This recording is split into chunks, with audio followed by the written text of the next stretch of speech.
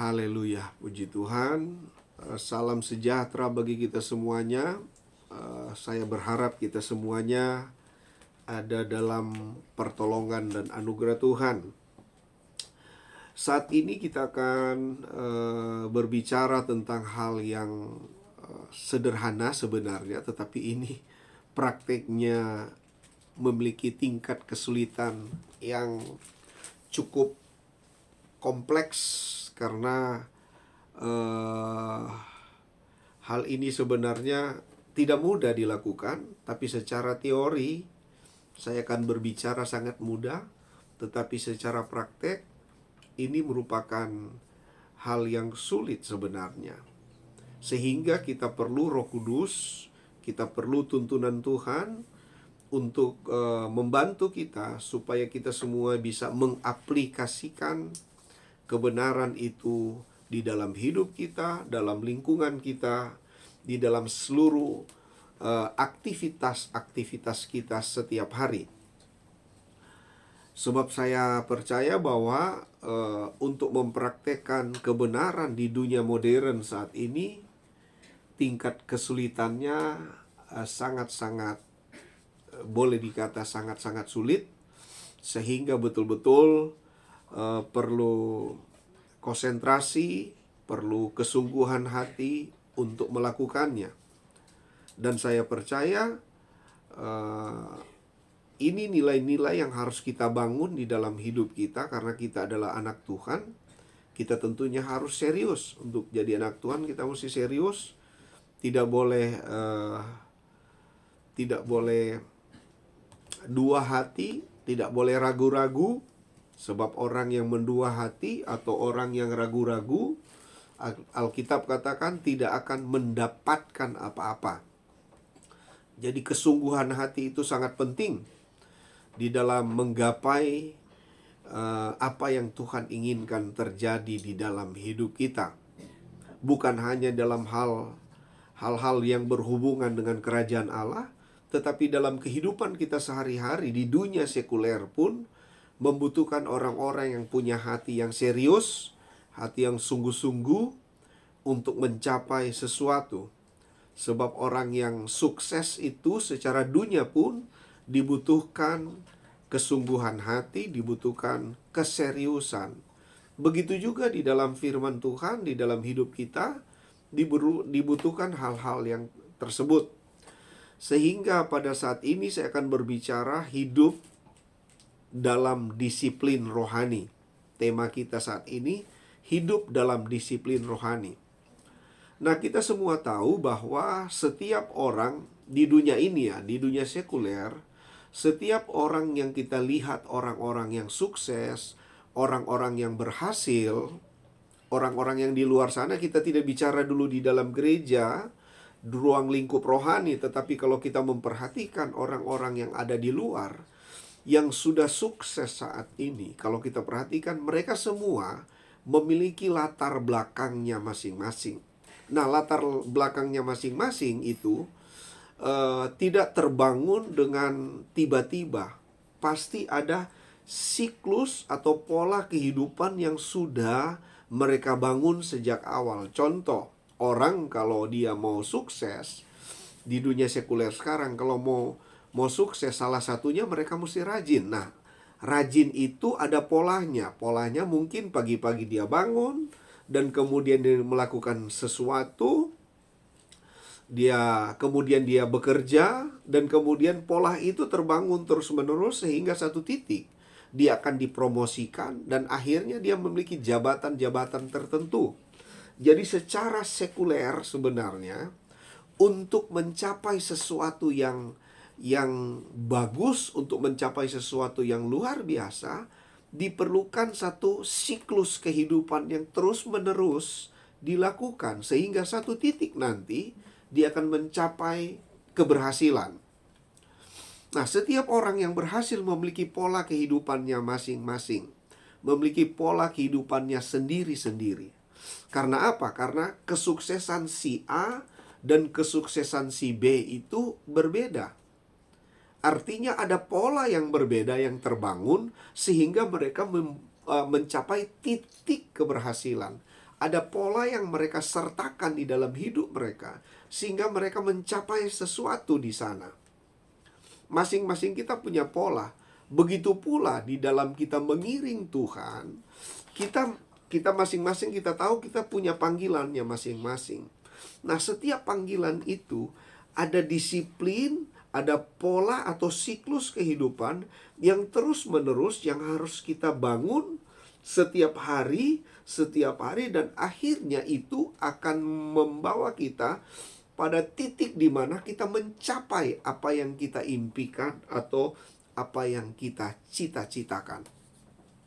Itu yang saya namakan pola hidup. Nah, pola hidup ini, saudara-saudara, harus tentunya pola hidup ini akan menjadi habit bagi dia, menjadi kebiasaan bagi dia, sehingga itu akan jadi jadi style. Setiap pagi apa yang dia lakukan? Doa. Setelah doa apa? Dia renungkan firman Tuhan. Dia sharingkan firman Tuhan. Habis itu apa yang dia lakukan? Dia lakukan aktivitas. Contoh, dia mungkin akan olahraga, atau mungkin dia akan langsung mandi dan mempersiapkan diri karena dia akan bekerja. Setelah itu di pekerjaan itu apa yang dia lakukan? Dia lakukan A, B, C, dan D, dan lain sebagainya, supaya target kerjanya bisa dia capai. Kalau dia seorang pelajar, dia seorang mahasiswa, tentunya ada pola yang harus dia bangun sehingga dia bisa mencapai sesuatu. Nah, ini pola siklus kehidupan. Nah, disinilah perlu yang namanya disiplin. Tidak mungkin hal itu bisa tercapai tanpa ada disiplin sehingga akan menjadi habit bagi dia. Dan untuk membangun hal ini perlu disiplin. Dan disiplin itu tentunya harus terus-menerus diterapkan hingga menjadi style hidup dia, menjadi gaya hidup dia setiap waktu. Makanya perlu disiplin. Sehingga saat ini kita kan bicara tentang disiplin. Disiplin. Nah, kita dengan Tuhan ada yang namanya kasih karunia. Tuhan memberikan kasih karunia kepada orang percaya. Itu tanggung jawab Tuhan. Di dalam Yesus, dan Yesus sang kasih karunia itu, waktu kita percaya kepada Dia, maka di dalam Yesus kita akan memperoleh segala janji Tuhan. Sebab kita percaya orang Kristen harus tahu bahwa segala janji Tuhan yang mulia, segala rencana Tuhan yang agung itu, kita hanya dapatkan di dalam Yesus Kristus.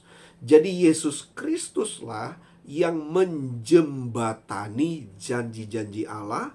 Yesuslah yang menjembatani pertolongan Tuhan, keajaiban Bapa hanya melalui Yesus. Jadi Yesus ini adalah bentuk dari kasih karunia Allah yang sebenarnya. Nah, tanggung jawab Allah adalah memberikan Yesus bagi dunia. Nah, tanggung jawab saya sebagai orang Kristen adalah saya harus percaya terhadap Yesus yang adalah pokok bentuk yang sebenarnya dari kasih karunia Allah itu. Sehingga kita tahu bahwa kasih karunia Allah itu bukan doktrin. Kasih karunia Allah itu bukan logika rohani, tapi kasih karunia Allah itu adalah Yesus sendiri yang menjadi berwujud sebagai manusia. Dia adalah firman Allah yang hidup, yang keluar dari Allah, dan kemudian dia menjadi manusia dalam bentuk daging sebagai manusia. Nah, kita mesti percaya kepada firman yang hidup itu yang namanya Yesus. Karena dialah sebenarnya kasih karunia Allah bagi hidup kita. Jika Anda perlu kesehatan, Anda harus percaya kepada Yesus. Jika Anda perlu kekuatan, Anda harus percaya kepada Yesus. Jika Anda perlu mujizat, perlu keajaiban, perlu pertolongan, kita harus percaya kepada Yesus. Karena dialah titik balik dari segala rencana Allah untuk hidup kita. Nah, untuk itu saudara-saudara, kita mesti tahu bahwa sekali lagi kasih karunia Allah itu merupakan hal yang penting bagi kita semuanya.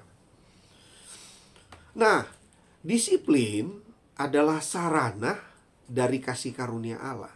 Jadi, lewat disiplin kita, maka kasih karunia Allah itu, rencana Allah itu yang ada di dalam Yesus bisa terrealisasi. Saya baca 1 Timotius 4 ayat 7-8. Ia berkata begini, "Tetapi jauhilah tahyul dan dongeng nenek-nenek tua. Latihlah dirimu beribadah. Latihan badani terbatas gunanya, tetapi ibadah itu berguna dalam segala hal, karena mengandung janji, baik untuk hidup ini maupun untuk hidup yang akan datang." Kita perhatikan, latihlah dirimu beribadah. Kalau bicara latihlah dirimu beribadah, itu sudah berhubungan dengan disiplin. Kalau kita mau membangun kehidupan yang baik, kehidupan yang berfungsi, kehidupan yang berdampak, kehidupan yang berpengaruh, itu berhubungan dengan melatih diri. Kalau bicara tentang latih diri, berarti bicara tentang disiplin dirimu. Jadi kita harus mendisiplinkan diri kita supaya ibadah itu dapat berguna di dalam hidup kita, sehingga kasih karunia Allah itu bisa kita alami. Sebab kita mesti tahu, waktu kita mendisiplinkan diri, kita sedang bertanggung jawab terhadap kasih karunia Allah di dalam hidup kita. Kita sedang bertanggung jawab tentang iman kita kepada Yesus Kristus. Nah, di sini kita lihat bahwa disiplin itu memiliki kegunaan. Memiliki kegunaan. Nah, kegunaan itu kata Alkitab dalam segala hal. Perhatikan baik-baik. Dalam segala hal. Bukan cuma 1-2 hal, bukan cuma sebagian hal, tapi dalam segala hal. Artinya, kalau kita belajar mendisiplinkan diri, melatih diri beribadah kepada Allah, melatih diri untuk menjadi orang yang saleh kepada Allah, saudara-saudara, dalam terjemahan yang lain.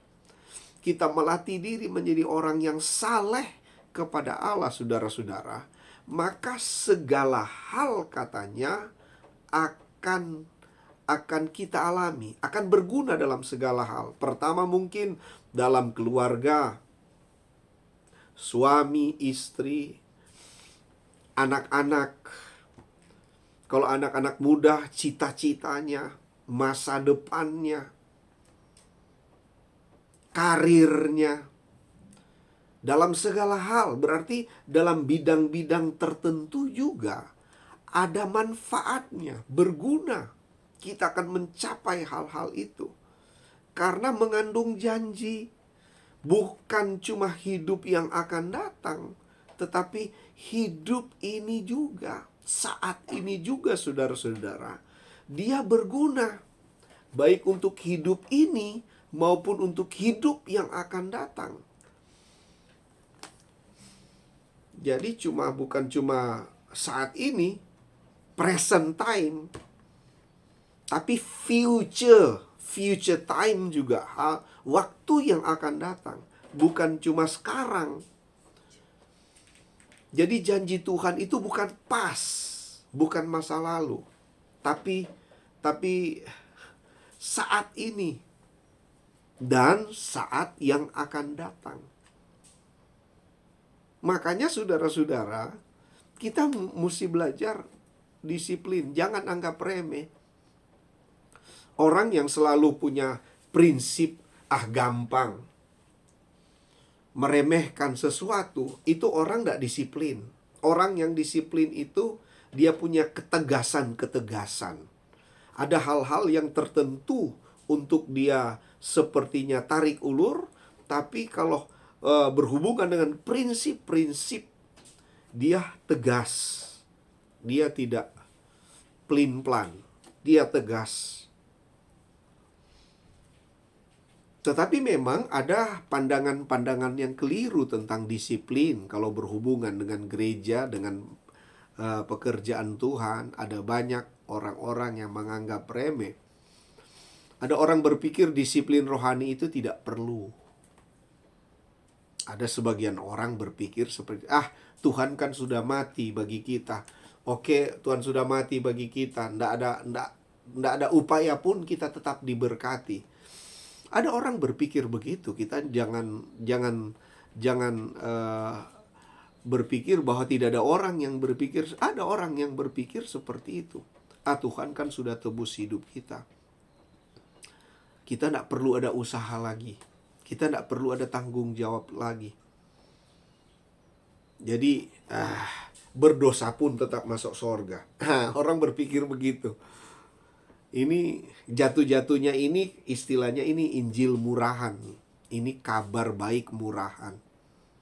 Ada juga orang yang berpikir disiplin rohani itu sebagai persyaratan untuk memperoleh berkat-berkat tertentu. Jadi kalau dia disiplin, dia bayar perpuluhan, dia disiplin, maka dia akan makmur, dia akan diberkati 30, 60 sampai 100 kali ganda. Disiplin, ada persyaratan untuk memperoleh berkat Tuhan. Jatuh-jatuhnya ini namanya Injil kemakmuran.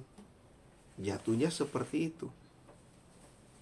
Ada juga orang berpikir bahwa disiplin rohani diperlukan untuk memperoleh atau untuk mempertahankan keselamatan. Jadi dia lakukan itu untuk selamat, dia lakukan ini untuk selamat, dia lakukan doa puasa untuk selamat, dia lakukan segala sesuatu untuk selamat. Nah, jatuh-jatuhnya ini namanya Injil perbuatan. Akhirnya dia akan berkata, aku selamat karena diriku. Aku diberkati karena aku, bukan karena Tuhan. Jadinya seperti itu. Jadi saudara-saudara, di sekitar kita ada banyak pemahaman yang tidak tepat atau keliru berbicara tentang disiplin rohani.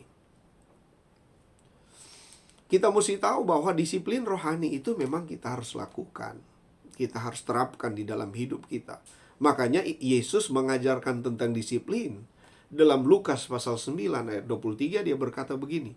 Katanya kepada mereka semua, kepada orang percaya, kepada murid-murid, setiap orang yang mau mengikut aku, ia harus menyangkal dirinya, memikul salibnya setiap hari, dan mengikut aku.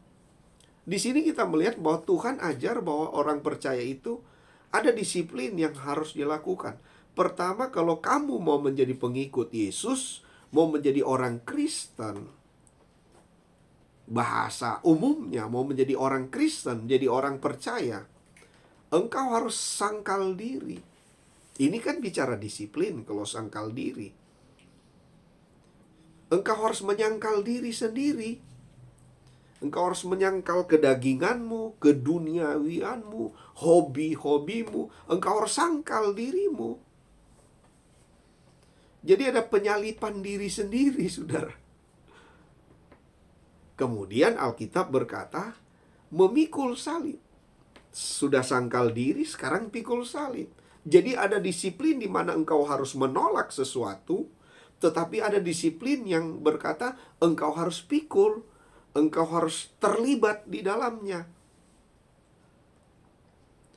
Jadi ada disiplin yang menolak, ada disiplin yang menerima. Yesus mengajarkan satu keseimbangan bagaimana menjadi murid Kristus, bagaimana menjadi pengikut Yesus, bagaimana menjadi orang Kristen yang sejati. Alkitab katakan ada disiplin yang harus kita lakukan. Pertama sangkal diri, dan kedua pikul salib. Yang pertama menolak, tapi yang satu juga menerima. Ada salib yang harus kita pikul. Masing-masing kita, suami, istri, orang tua, anak, seorang pengusaha, seorang pekerja, seorang pegawai negeri, atau dan lain sebagainya. Apapun aktivitas kita, kita punya tanggung jawab di sana. Kita punya disiplin yang harus kita lakukan. Tetapi ada juga disiplin rohani yang namanya kita mesti menolak sesuatu. Kalau dosa, kalau hal-hal yang cemar, hal-hal yang duniawi, kita harus berani menolak. Kita mesti sangkal diri kita, walaupun menyenangkan daging kita, walaupun menyenangkan perasaan kita. Kalau sudah bertolak belakang dengan kebenaran, kalau sudah bertolak belakang dengan firman Allah, kita harus berani untuk menolak hal tersebut. Pikul salib. Begitupun pikul salib. Pikul salib itu harus yang kita lakukan. Walaupun mungkin secara logika itu tidak sesuai dengan cara berpikir kita, tidak sesuai dengan ekspektasi kita. Tetapi karena itu salib yang harus kita pikul, kita harus pikul. Walaupun saudara enggak suka salib ini, enggak senang salib ini, enggak senang beban hidup ini, enggak senang. Tapi karena memang itu yang harus kita pikul, yang Tuhan berikan kepada kita, kita harus pikul salib. Kita mesti terlibat. Di dalam gereja begitu. Kalau walaupun Anda mungkin tidak terlalu suka, tapi karena memang itu sudah menjadi tanggung jawabmu dalam satu komunitas gereja, Anda harus pikul salib di sana. Anda harus melibatkan diri di sana. Ini penting. Nah, disiplin itu akan membuat kita bertumbuh. Coba kita lihat Yohanes 15 ayat 2, dia katakan, "Setiap ranting padaku," pada Yesus, "yang tidak berbuah dipotongnya. Dan setiap ranting yang berbuah dibersihkannya supaya ia lebih banyak berbuah." Jadi ada perlakuan spesial yang Tuhan lakukan kepada kita kalau kita punya disiplin rohani yang benar. Kalau tidak berbuah, dia potong. Kalau berbuah, justru ada apa ya? Ada perlakuan khusus juga dari Tuhan karena kita berbuah, dibersihkan supaya lebih banyak berbuah. Mari kita belajar untuk memahami bahwa disiplin ini sangat penting. Makanya saya berkata sekali lagi, disiplin itu adalah sarana dari kasih karunia. Kalau Anda ingin mengalami kasih karunia Allah yang melimpah, ingin mengalami Kristus dengan sepenuhnya di dalam hidup kita, saudara-saudara, kita mau tidak mau harus bangun disiplin rohani. Kiranya firman Tuhan saat ini mendorong kita untuk melihat kekristenan itu dengan kacamata yang benar. Pengikut Kristus, orang Kristen harus punya disiplin rohani. Tuhan Yesus memberkati kita semuanya. Jika saudara saat ini ada dalam pergumulan, ada dalam masalah, ada dalam proses emosi yang saudara dengan Tuhan yang tahu sendiri, perlu tuntunan dan bimbingan Tuhan, saya percaya Tuhan hadir bersama-sama dengan kita. Dia akan menuntun dan membimbing kita, sebab dia mau setiap orang percaya mengalami pertumbuhan rohani. Sekali lagi, belajarlah untuk punya disiplin. Disiplin rohani itu akan membuat kita semakin kuat di dalam Tuhan, semakin kokoh dalam kebenaran. Kita tidak mudah terombang-ambing oleh apapun juga, karena kita belajar memiliki disiplin rohani. Tuhan kiranya memberkati kita semuanya. Saya mau berdoa bagi saudara yang di rumah, engkau sakit, lemah, ada pergumulan. Biarlah serahkan hatimu kepada Tuhan. Tuhan tahu yang terbaik bagi kita semuanya. Mungkin kita berpikir, saya yang tahu yang terbaik bagi diri saya. Tapi saya mau beritahu, Tuhan lebih tahu yang terbaik untuk diri kita masing-masing. Haleluya. Bapa yang baik, kami mengucap syukur untuk firman Tuhan, untuk ibadah kami pada saat ini. Kami mengucap syukur untuk anugerah-Mu bagi hidup kami, Tuhan. Saat ini hamba mau berdoa bagi umat-umat-Mu yang membutuhkan lawatan Tuhan, yang membutuhkan jamahan Tuhan, yang memerlukan Tuhan di dalam hidupnya. Masalah apapun yang sementara dihadapi saat ini, pergumulan apapun yang sementara dihadapi saat ini, entah itu pergumulan emosi, pergumulan batin, ataupun pergumulan fisik karena kesehatan, karena terganggu kesehatannya, ataupun gangguan-gangguan dalam bentuk kebutuhan, keperluan sehari-hari, dalam masalah pekerjaan, ataupun masalah bisnis, ataupun masalah keuangan. Hamba berdoa dengan anugerah Tuhan, oleh kasih karunia Allah. Hamba berdoa, jamahan Tuhan terjadi atas umat-umat-Mu.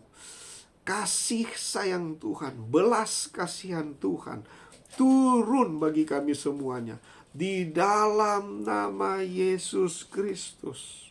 Mujizat tidak jauh dari kami. Mujizat masih ada, dan itu terjadi bagi kami semuanya.